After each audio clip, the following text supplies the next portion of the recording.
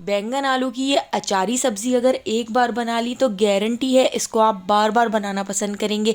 इतनी ज़्यादा टेस्टी सब्ज़ी बनकर तैयार होती है। इसको हमने बहुत ही मज़ेदार मटर की कचौरियों के साथ सर्व किया तो खाने में बहुत ज़्यादा टेस्टी लगी। घर वाले तारीफ़ें करते रह गए और मैं इसको बनाती गई और घर वालों को देती गई।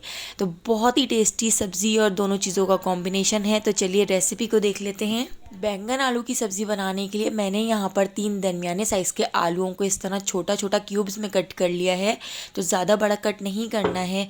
और यहाँ पर हमने एक बैंगन ले लिया है तो बैंगन को भी हम कट कर लेते हैं। बैंगन को भी बिल्कुल इसी तरह से हम क्यूब्स में कट कर लेते हैं। तो ज़्यादा बड़ा हमें कट नहीं करना है, बस छोटा छोटा सा इस तरह से हमने बैंगन को क्यूब्स में कट कर लेना है।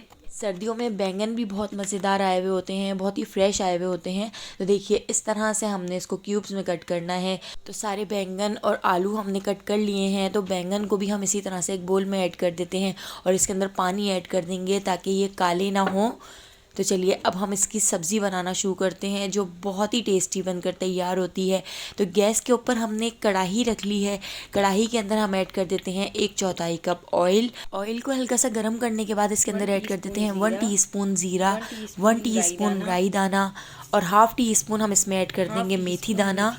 हाफ़ टी स्पून हम इसमें ऐड कर देते हैं कलौंजी और इसके साथ ही 1 टीस्पून हम इसमें ऐड करेंगे सौंफ। और यहाँ पर 1 टीस्पून ही हमने मोटा कुटा हुआ धनिया ले लिया है। तो धनिया भी हम इसमें ऐड कर देते हैं। इन सारी चीज़ों को लो फ्लेम पर 1 मिनट तक फ्राई कर लेते हैं, हल्का सा क्रैकल कर लेते हैं। तो यहाँ पर आप देख सकते हैं ये सारी चीज़ें हल्की सी फ्राई हो चुकी हैं। अब हम इसके अंदर ऐड कर देते हैं 2 दरमियाने साइज़ की प्याज जो हमने इस तरह से बारीक स्लाइस में कट कर ली थी। प्याज ऐड करके प्याज को भी हम अच्छी तरह से मिक्स कर लेते हैं। तो प्याज को हमने बहुत ज़्यादा फ्राई नहीं करना है, बस हल्के से इसके किनारे सुनहरे हो जाएं, तो बस इतना ही हमने प्याज को फ्राई करना है। तो यहाँ पर प्याज भी फ्राई हो चुकी है। तो प्याज का कलर हल्का सा चेंज हुआ है, तो बस इससे ज़्यादा प्याज को फ्राई नहीं करेंगे। इसके साथ ही अब हम इसके अंदर ऐड कर देते हैं टमाटर। तो मैंने यहाँ पर 3 दरमियाने साइज़ के टमाटर ले लिए थे जो बिल्कुल इस तरह से छोटे छोटे क्यूब्स में कट कर लिए हैं। टमाटर ऐड करके टमाटरों को इसमें अच्छी तरह से मिक्स कर लेते हैं और इसके साथ ही इसके अंदर हम ऐड कर देते हैं हाफ़ टी स्पून नमक। नमक ऐड करने से टमाटर बहुत जल्दी से सॉफ्ट हो जाएंगे। तो नमक ऐड करके इसको अच्छी तरह से मिक्स कर लेते हैं और इसको लो फ्लेम पर कवर करके 10 मिनट तक छोड़ देते हैं ताकि टमाटर बहुत अच्छी तरह से सॉफ्ट हो जाएं। 10 मिनट के लिए लो फ्लेम पर छोड़ दिया था। तो यहाँ पर आप देख सकते हैं टमाटर सॉफ्ट हो चुके हैं। अब टमाटरों को हमने बहुत अच्छी तरह से भूनना है। चमचे से इस तरह से दबा दबा के हम टमाटरों को तोड़ लेते हैं ताकि टमाटर इसमें अच्छी तरह से मैश हो जाएं। अब इसके साथ ही कुछ मसाले ऐड करेंगे। हाफ़ टी स्पून हम इसमें ऐड कर देते हैं हल्दी पाउडर, हाफ़ टी स्पून लाल पिसी हुई मिर्चें, हाफ़ टी स्पून लाल कुटी हुई मिर्चें हम इसमें ऐड कर देते हैं।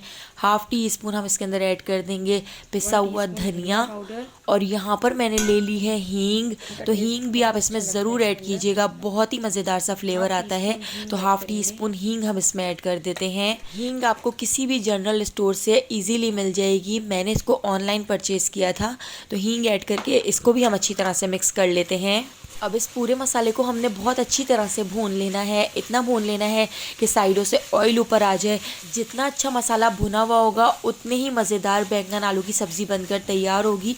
तो हमने इसको बहुत अच्छी तरह से भूनना है। इसके अंदर हम थोड़ा थोड़ा सा पानी ऐड करेंगे और 2 से 3 बार इसको भून लेंगे।